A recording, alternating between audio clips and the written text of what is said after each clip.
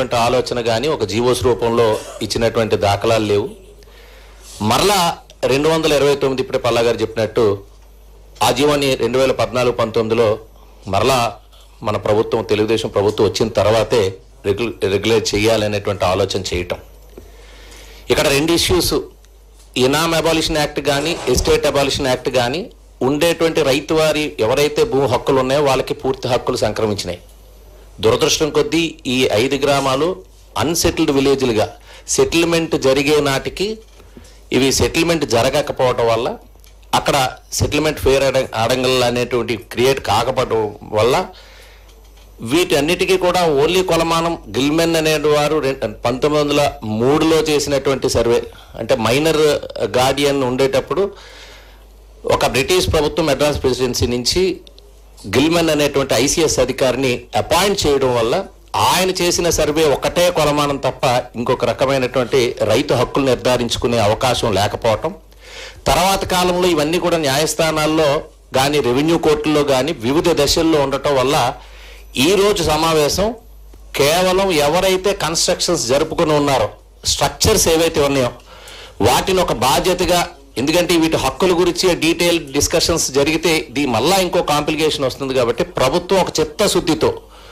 ఈరోజు చంద్రబాబు నాయుడు గారి ఆలోచన విలువైన భూమి ఇచ్చిన ఈ సమస్య పరిష్కారం చేయాలని సుమారు 5,438 కోట్ల విలువైనటువంటి భూమిని ఈరోజు సింహాచలం దేవస్థానానికి ఇస్తూ 12,000 కుటుంబాలకు లబ్ధి కలిగే విధంగా ఈరోజు ఒక నిర్ణయం, అంటే వీటిని న్యాయస్థానాలకి ఏ అభ్యంతరం లేకుండా ఉండేటట్టుగా ఒక ప్రతిపాదన అనేటువంటిది ప్రభుత్వం ఒక అడుగు ముందుకు వేయటం అనేటువంటి జరిగింది. డెఫినెట్గా విశాఖపట్నంలో ఒక సుదీర్ఘకాల సమస్య పరిష్కారం అవుతుందనేటువంటి భావం ఈరోజు డెసిషన్ వల్ల కలిగింది.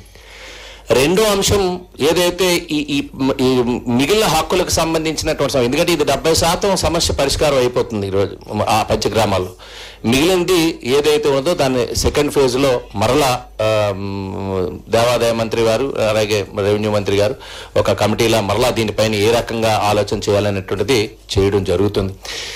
ముఖ్యంగా ఈ 296/388 స్టేట్ వైడ్ వచ్చిన జీవోని ఎక్కువ శాతం విశాఖపట్నం జిల్లాలోనే ఉపయోగించుకోవడం జరిగింది. రెవెన్యూకి సంబంధించినటువంటిది మీ అందరికీ తెలుసు. ఒక ఐవీఆర్ఎస్ ద్వారా పట్టాలు ఇచ్చిన తర్వాత ముఖ్యమంత్రి గారు పసుపు కుంకుమ ఇచ్చి విశాఖపట్నంలో వేల సంఖ్యలో పట్టాల పంపిణీ జరిగితే ఒక జాతర మాదిరిగా ఎక్కడైనా ఏదైనా అవినీతి జరిగిందేమో పట్టాల పంపిణీ రెవెన్యూ యంత్రాంగం అనగానే ఒక డిస్సాటిస్ఫాక్షన్ ఉంటుంది పబ్లిక్లో, ఏదైనా దీనిలో అవినీతి జరుగుతుందనే ఉద్దేశంతో ఐవీఆర్ఎస్ పెడితే 99% ప్రజల నుంచి ఒక చక్కగా పట్టాలు పంపిణీ అని జరిగిందని వచ్చినటువంటి ఆ రిజల్ట్స్ మీ అందరికీ తెలుసు.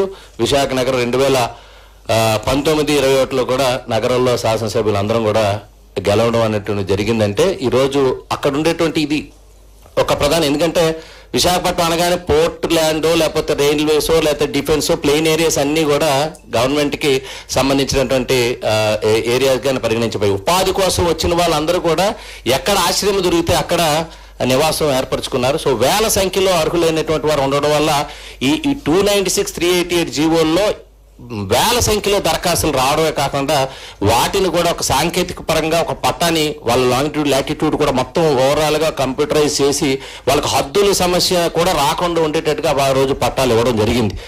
ఇచ్చిన తర్వాత ఆ పట్టాలోనే 2 ఏళ్ల తర్వాత వీళ్ళు ట్రాన్స్ఫరబుల్ రైట్స్ కూడా, ఇప్పుడైతే డీఫామ్ పట్టా ఇచ్చారంటే ట్రాన్స్ఫరబుల్ రైట్స్ ఉండవు, కేవలం అనుభవించే హక్కు ఉంటుంది. అలాంటిది కాకుండా వీళ్ళకి ఏదైనా తనఖాలు పెట్టుకున్నా లేకపోతే అప్పు తీసుకోవాలన్నా బ్యాంకులు వెళ్ళి వాళ్ళకి ఏదైనా ఉపయోగపడేటట్టు ఆస్తి ఉండాలి, సంపూర్ణ హక్కులు ఉండాలనేటువంటి ఉద్దేశంతో ఆ రోజు 296 పేదవాడికి ఉద్దేశించి 100 గజాల లోపు ఉచితంగా ఇవ్వడానికి, మిగిలిన వాటికి ఒక స్వల్ప ధరను నిర్ణయించి 388 కూడా రావడం జరిగింది. మీ అందరికీ తెలుసు. దానిలో చాలా మంది రాష్ట్రంలో వచ్చినటువంటి జీవోలో విశాఖపట్నంలో ఉపయోగించుకోవడం జరిగింది. కానీ దురదృష్టం కొద్దీ గత పాలకులు మరలా ఆ ట్రాన్స్ఫరబుల్ రైట్స్ గురించి ఏ నిర్ణయం తీసుకోకపోవడం వల్ల వాళ్ళు ఇప్పటికీ కూడా ఆ పట్టాసు ఈ డీఫామ్ పట్టా కానీ పూర్వం ఇచ్చినటువంటి డీఫామ్ పట్టా కానీ పరిగణించే పరిస్థితి వచ్చింది.